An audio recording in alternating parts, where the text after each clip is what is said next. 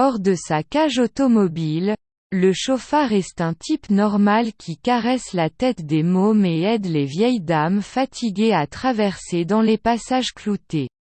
Dans sa cage, en revanche, le chauffard est une bête. Un fou qui s'ignore. Son savoir-vivre de tout à l'heure s'évapore en une fraction de seconde.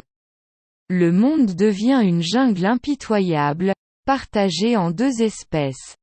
Lui et les autres. Piétons, vieilles dames fatiguées, cyclistes, motards et surtout automobilistes. Le fou du volant, en effet, n'a que des ennemis.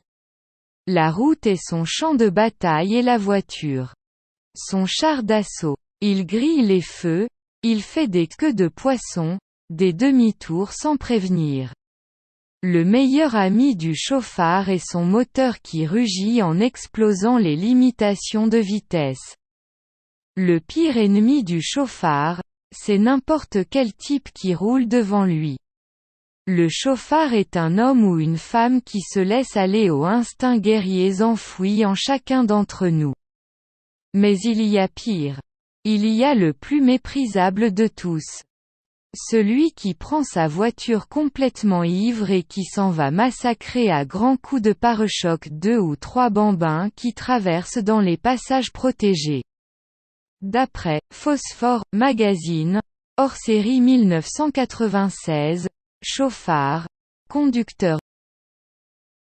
خارج قفص سيارته، السائق المتهور رجل عادي يضرب رؤوس الأطفال ويساعد السيدات المسنات المتعبات عبر معابر الحمار الوحشي. من ناحية أخرى، في قفصه، السائق وحش، مجنون يتجاهل نفسه. تتبخر أخلاقه القديمة في جزء من الثانية، يصبح العالم غابة قاسية، مقسمة إلى نوعين، هو والآخرون.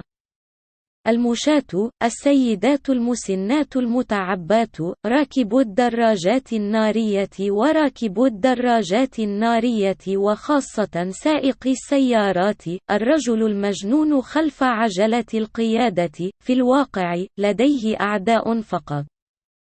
الطريق ساحة معركته والسيارة دبابته، يشوي النيران، ويصنع ذيول السمك، ويتحول دون سابق إنذار. أفضل صديق للسائق هو محركه الذي يزأر بينما يفجر حدود السرعة. أسوأ عدو للسائق هو أي رجل يقود أمامه. السائق رجل أو امرأة تنغمس في غرائز المحارب المدفونة فينا جميعا، لكن هناك ما هو أسوأ.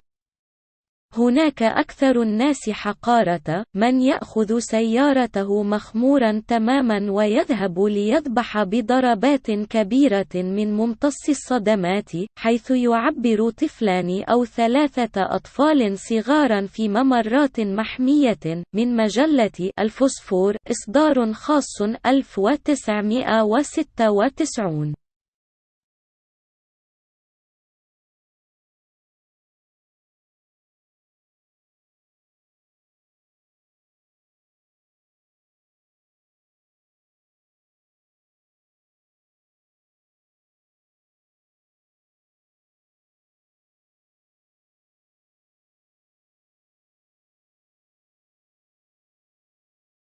Hors de sa cage automobile, le chauffard est un type normal qui caresse la tête des mômes et aide les vieilles dames fatiguées à traverser dans les passages cloutés.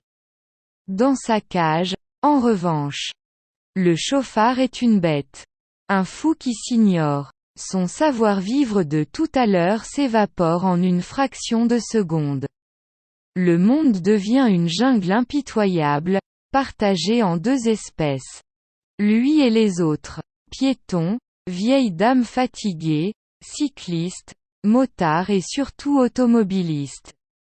Le fou du volant, en effet, n'a que des ennemis. La route est son champ de bataille et la voiture son char d'assaut. Il grille les feux, il fait des queues de poisson, des demi-tours sans prévenir. Le meilleur ami du chauffard est son moteur qui rugit en explosant les limitations de vitesse.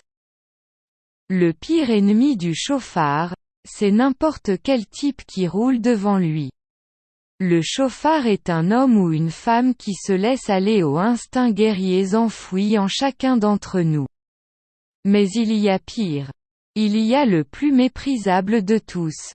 Celui qui prend sa voiture complètement ivre et qui s'en va massacrer à grands coups de pare-choc 2 ou 3 bambins qui traversent dans les passages protégés. D'après Phosphore Magazine, hors-série 1996.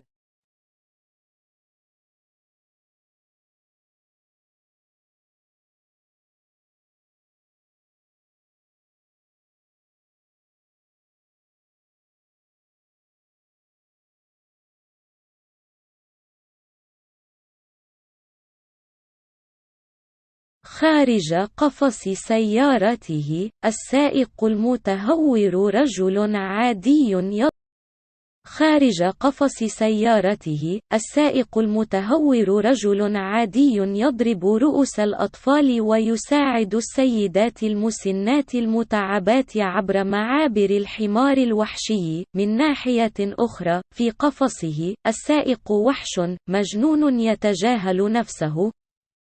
تتبخر أخلاقه القديمة في جزء من الثانية، يصبح العالم غابة قاسية، مقسمة إلى نوعين، هو والآخرون.